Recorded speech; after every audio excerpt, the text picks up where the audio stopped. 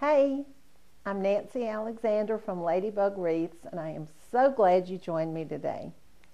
We have talked several times about using fresh greens in a silk wreath, artificial wreath. And at that time, I didn't have my Nandina blooming, and I just didn't have the materials to demonstrate it for you, so that's what I'm going to do today.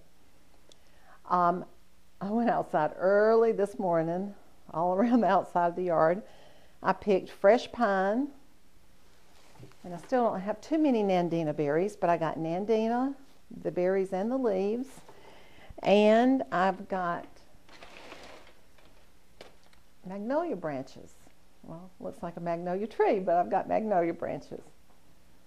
Okay, we're going to, I've got sticky on my hands. We're going to start with a big green artificial wreath. This is one that I just had in my attic. I used it for something one year and then I took it back out. I'm going to use one of our pipe cleaners, and I'm going to put a hook on the back of it real quick.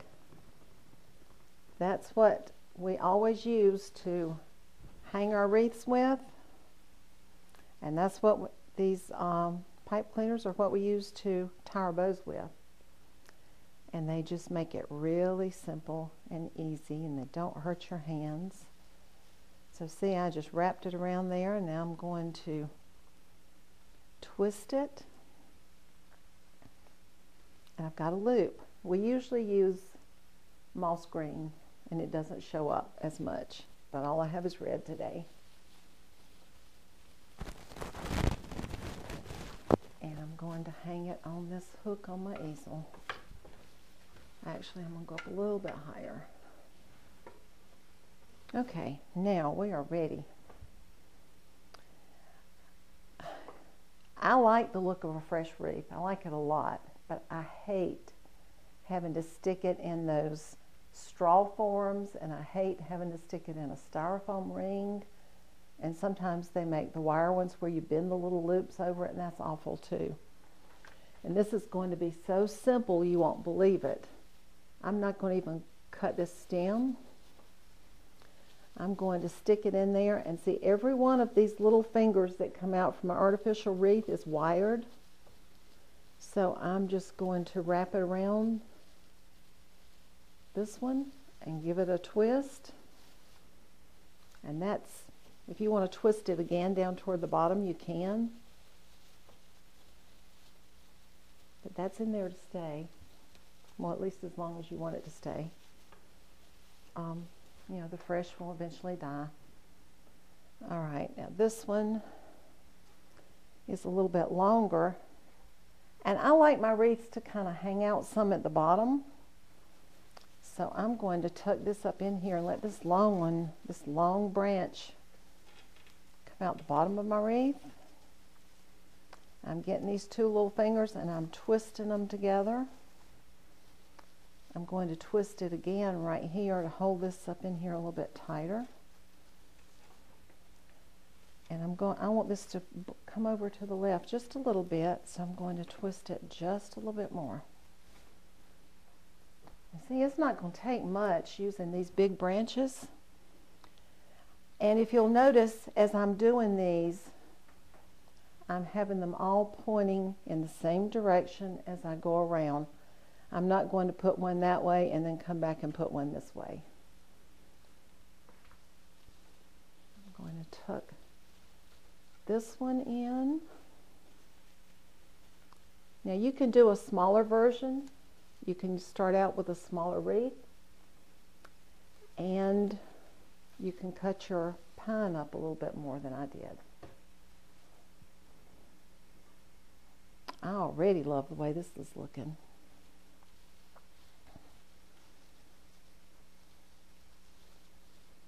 And my friend Kim, she's giving me a look, y'all. She's right back there behind the camera. Kim works for me. She's very talented. She can do anything. Say, hey, Kim. Hello. I know I'm pressing my luck if I ask her to come over here, y'all, so I'm not going to do that. Okay, I've got that one in there. Can y'all see how pretty and full and natural this is already looking?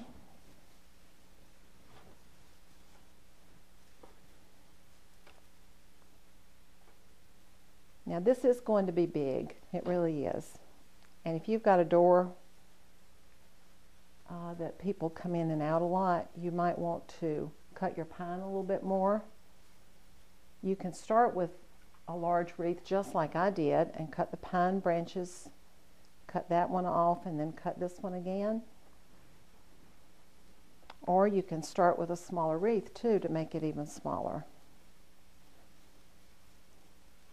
Now in the South, we can't do these, we can't make these ahead too early because it's going to be 70 degrees here today. Can you believe that? Well, 69 is close to 70.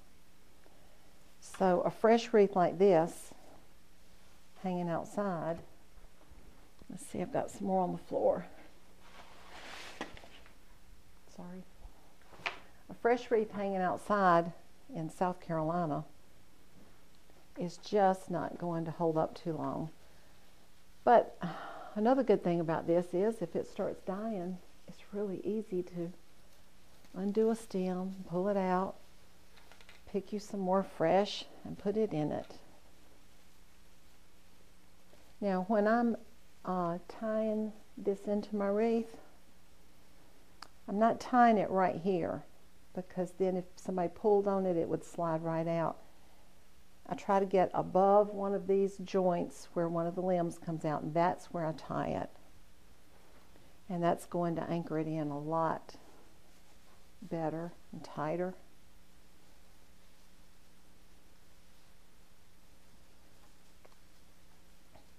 I have gotten, gosh, I didn't even count how many emails from a lot of you who got who viewed my Christmas video that we did last week that went out in my newsletter. We were just doing an inexpensive wreath with ribbon, and it was probably a $3.99 or a $4.99 wreath that I got at a local hobby store. And I showed you how to make a bow in that video, and everybody has loved it, and they're wanting more. So I thought I would do one more Christmas video for you for this year. And we're going to do a couple of things if I have time today. We're going to do something in addition to making this wreath. Okay, I've got... Now you can just keep sticking it in wherever you think you need it and just bend one branch around it. Now, I'm going to, before I add the Nandina and before I add the Magnolia leaves, I'm going to go ahead and make a bow with my sticky fingers from the pine.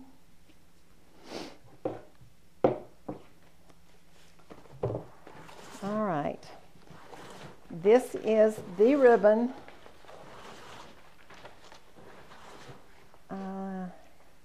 I've got these scissors that I think is the prettiest hanging outside, but it is the ribbon that I hate more than anything in the world to make a bow with. It's the really stiff red velvet that's not wired. It's got a plastic backing. But on a fresh wreath, I just love the way the streamers hang. I just think they're beautiful. So, my fingers are not used to making a bow out of this ribbon. I'm going to pinch it together. Start out with my streamer. This one's more than a yard long. Now I'm going to go a little bit faster today than I went last week when I was making a bow, so we can get some other things done. but you need to go back and look at that video where I'm going very slow and as I explain to you how to make a bow. I bring the loop away from me and scrunch it together and then bring it back toward me. I do mine in layers. The first layer is a bow tie. And there's the first 2 loops of the bow tie. Now I'm going to twist it because we have to keep the velvet side on the outside and the plastic side on the inside. The second layer is in the shape of an X. And it's about 1.5 inches longer, the loops are, than the first layer. And if you can see my fingers, I'm twisting it and I'm holding it. Now, since this is very stiff, if I don't go pretty fast, my fingers will start cramping. All right, that's the second loop in the X. Now I'm going to twist it again and make the third loop in the X, and I'm scrunching it together before I twist it. I'm going to twist it again, make the fourth loop, which is, all right, the fourth one in the X. So now you can see the bow tie and the 4 loops of the X. Now the third layer is going to be another bow tie, and it comes straight out the center, and it's about 1.5 inches longer than the loops of the X were. And I'm going to twist it. All right. This happens when you're using red velvet, especially thick red velvet. This muscle right here in my hand is already cramping, so I can't hold it pinched between my fingers like I usually do with a bow. Now's the point where I have to just slide my whole hand up around it, or I won't be able to hold it.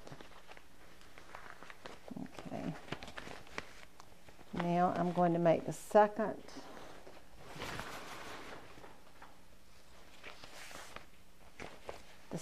loop in this bow tie.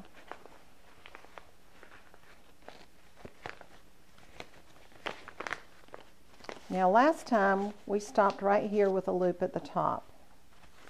This time I'm going to keep going another layer. So you just keep alternating back and forth between a bow tie and an X. And then a longer bow tie and then a longer X. Okay. And I'm going to have a hard time holding this one because as you can tell, this is getting to be a real handful. So I'm making, that's the second loop in the X.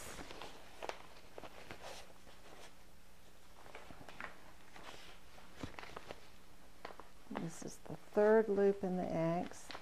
And you can tell this is not wired ribbon because it's kind of flopping over, but when I get through, as stiff as this is, it's going to hold its shape. And it can be out in the rain and the wind, and it still holds its shape. Okay, this is where I'm going to stop. I'm going to put a loop at the top of my bow.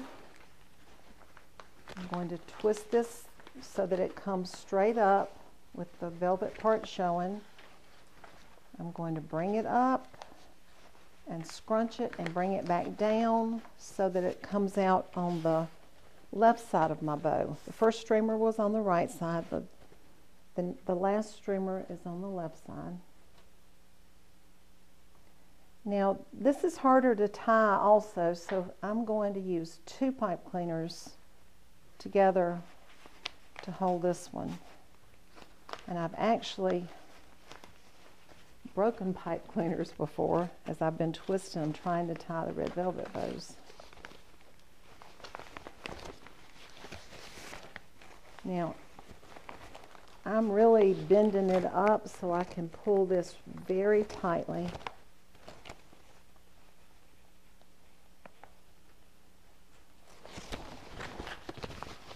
It's hard to believe that in the subdivision I used to live in, I don't see how I did it, but we had the tall, real pretty black lamp poles throughout the entire neighborhood. I made 24 of these bows in one afternoon, excuse me, that were bigger than this one, that had 4 streamers each. Okay, now, as you can see, I'm pulling, here's the center, I'm sorry. These are the center bows, that's the bow tie. The X loops, I need to pull up a little bit and down a little bit, so that's what I'm doing right here. And turn it over, and I'm going to do the same thing on this side. This is one of the X loops. It's going up, another one's going down, and then on the back one, one's going up, another one's going down. Now this is like when I'm making the wired ribbon bows. I told you I shape them as I go. Now I did shape this as I went, but as you can see, it's taking a little more working with it to make it stand out and look, have every loop exactly where I want it to be.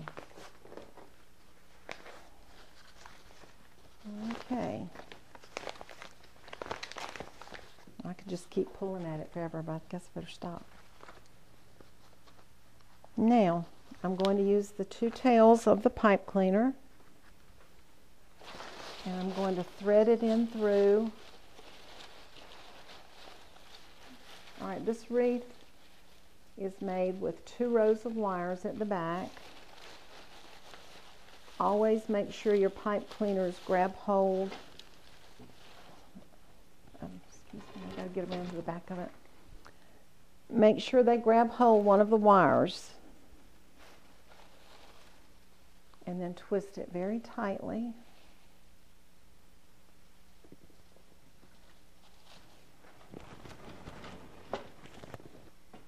Now my bow's kind of crooked, so I'm going to twist it. Now,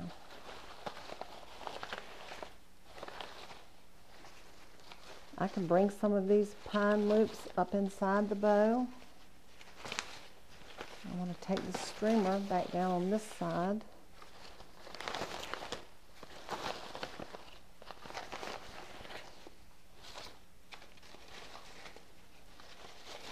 Now actually, for all this pine and for this size wreath, this could have been a little bit larger bow. This is probably 10 to 12 yards right here. And I'm just going to cut the end of the streamer in a V.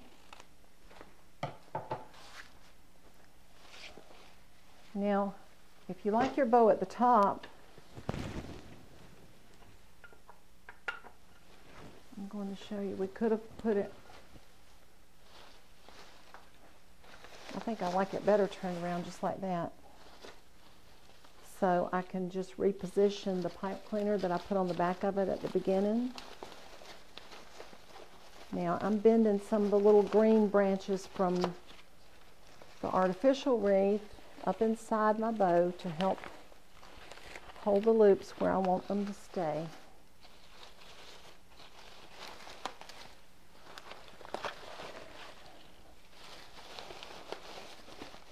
Okay. All right, that is beautiful. I love the fresh greens. Now, let's add some magnolia leaves. Now I'm going to cut these branches just a little bit shorter. I don't know if you decorate with magnolia leaves at Christmas or not, but they're wonderful. You can just lie them across the front of your mantle, the top of your mantle, and let them hang off a little bit. You can use them. I make arrangements sometimes with fresh magnolia and pine and mandina berries.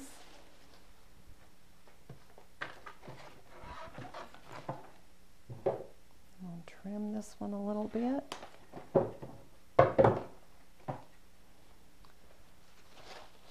All right, I don't normally use glue in a fresh wreath, but I want this one to go up in my bow, so I'm going to glue it in. I could probably find a stem to stick it into, but I'm not going to take the time to do that. I'm just going to glue it. It'll be much quicker. And I'm going to put a, I'm not going to put this as thick as I did the pine.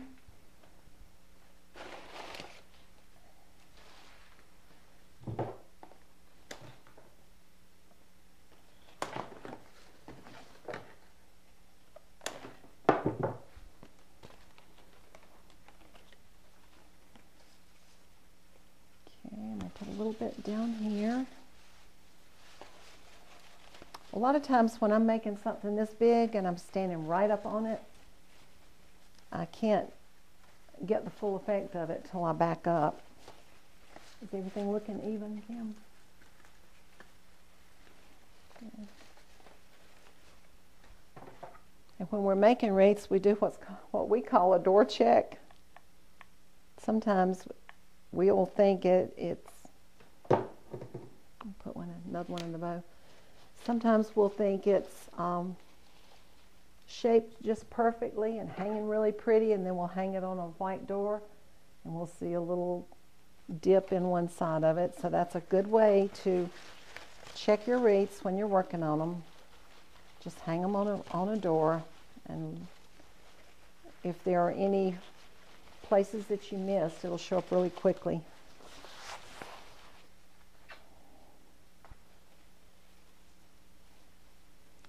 Now this, if you like magnolia leaves, you can keep adding. You can add a lot more than I added. For the sake of time, I'm just going to move on to Nandina berries.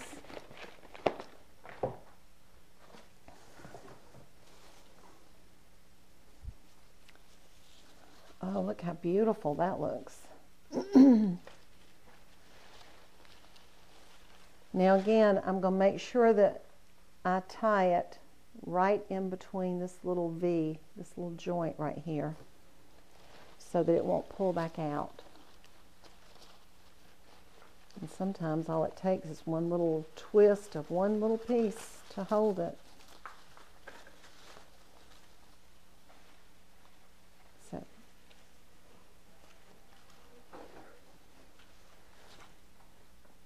okay. Going to put another piece up here near the top. I'm not going to even anchor this right now. I'm just going to tuck this in so you can see how it looks.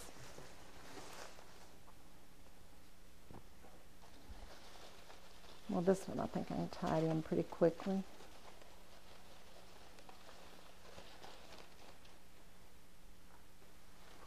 I didn't have too many berries. I've only got just a few little clusters of berries.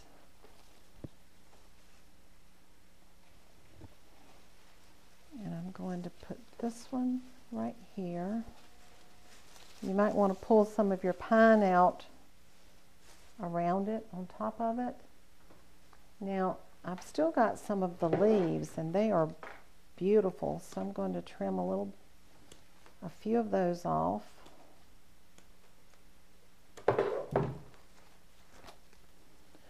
You can use a shorter one and have it come out of the middle of your bow.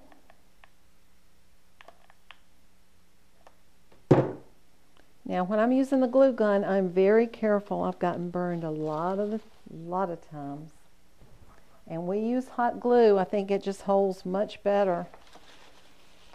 So if you use hot glue, you're going to have to get used to running just a little bead along your stem. You don't want so much that it drips off.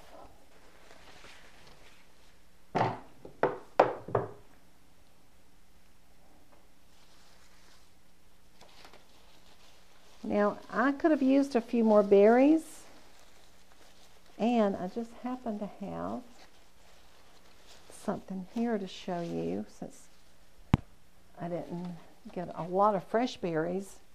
This is an artificial berry branch that we use in our wreaths. And so you can mix the fresh and the artificial.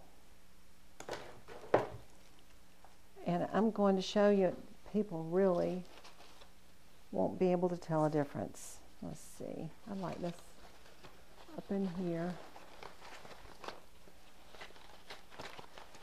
I'm just going to tuck it right there for now.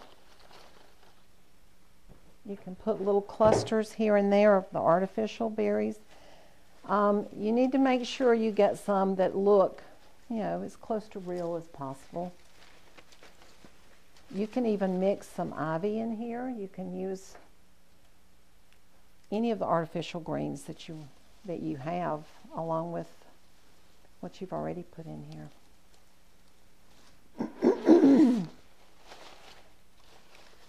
Okay. I always keep spreading my bow out. It makes it look fuller and thicker. Now, we have let me turn this around. We have a beautiful live wreath. Everybody else will think it's live, even though you know it's not totally live. That will be gorgeous on your door. And if I had the time and I was doing it for my door, I would probably put a few more of these red velvet streamers. I might bring one out this side and tuck it in, and bring one over this side and tuck it in and then let it fall out. I think the more of the red streamers that hang down, the prettier it looks, especially in a large wreath. Thank you for joining me today. It was fun making this huge live wreath with you. If you want to see any of my other videos, let's see. I've got them all right here in a basket. I sell them on my website. It's www.ladybugwreaths.com. I am so happy that you were here with me today. I enjoyed making a wreath with you. And I'll see you soon. Merry Christmas.